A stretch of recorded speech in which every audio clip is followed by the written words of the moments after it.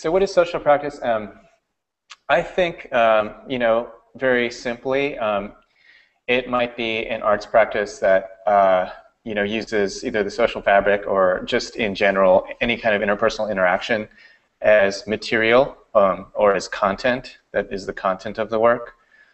Another thing that distinguishes from other arts practices is maybe there is a looser distinction, if not a complete erasure of distinction between participant and audience. So very often people that are around the project find themselves to be actually the project, which can be sometimes a little problematic. But what I like about this term that is fairly new is that the word art isn't in it, as opposed to other sort of, like internet art, which is something I also consider myself to be a practitioner of. Because one of the, I guess one of the things to me that is really exciting and I think is what gives art historians a hard time about work that is made like this is that it can actually operate outside of an arts context completely.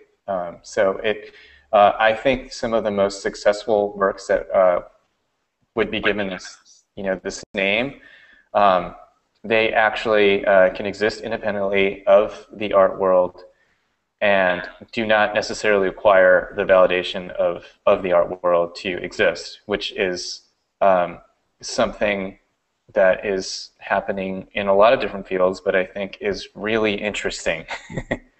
So, art in expanded field. Could you give me some concrete examples?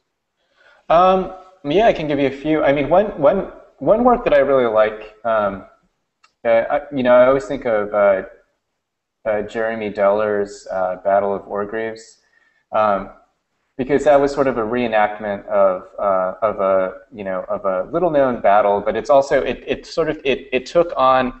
There was already a vocabulary for for towns sort of reenacting riots and sort of maybe more violent historical moments. You see that in sort of Civil War. I mean, that becomes sort of the way a town operates. It literally is just that's the commerce and everything like that. So that piece took a very little known. I don't even remember. Do you remember the exact? It was. I know it was. I think it was a police. What was that? It was during the miners' strike in England. The miners' strike, that's right. And there was literally a pitched battle between the police and striking miners. Yeah, so Deller organized a reenactment of it using some of the familiar tools that he had actors. He had a lot of the people that were actually in the riot, and there were some interesting things around that. So some of the miners actually played the role of the cops, and vice versa. I think what makes this such a strong example of what could be called such a practice is that people didn't need to know that it was an art project for it to be effective for them. It had all kinds of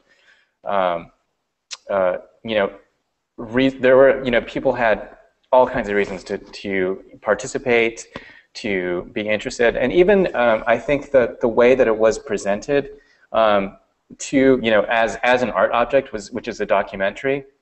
The documentary itself just took on some of the very generic forms of the documentary film. So again, it was completely accessible, outside of the arts world. So I think that is something that is actually very, very beautiful, and is something, contemporary art has come under a lot of criticism recently, for being sort of inaccessible, for being eaten up by the market, for being eaten up by a very exclusive market that has nothing to do with, even social change or anything anymore. So I think this is very much a reaction to that, but it's also, I think, in some cases, a very effective reaction to that. The thing that makes it art is, that's a really interesting question too. I think obviously there's intention, there's there's nominalism, there's an artist, somebody could conceive of a project and say that this is an art project, and I don't want to get into, linguistics or something like that. It's probably true. But one thing that I think, one way that I think that, something like art history and an arts practice and an arts context can be very effective when you pull it into a project that is falling under, the title of social practice, is failure. Because I think that some of the things that artists learn to use very effectively is failure, and that's something that doesn't really,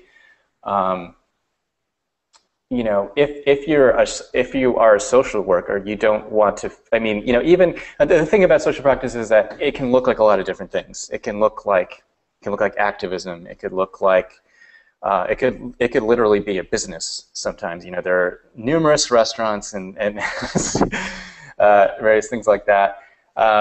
Whereas normally, when you open a business and you open a restaurant, if you fail, that is usually the end of the venture.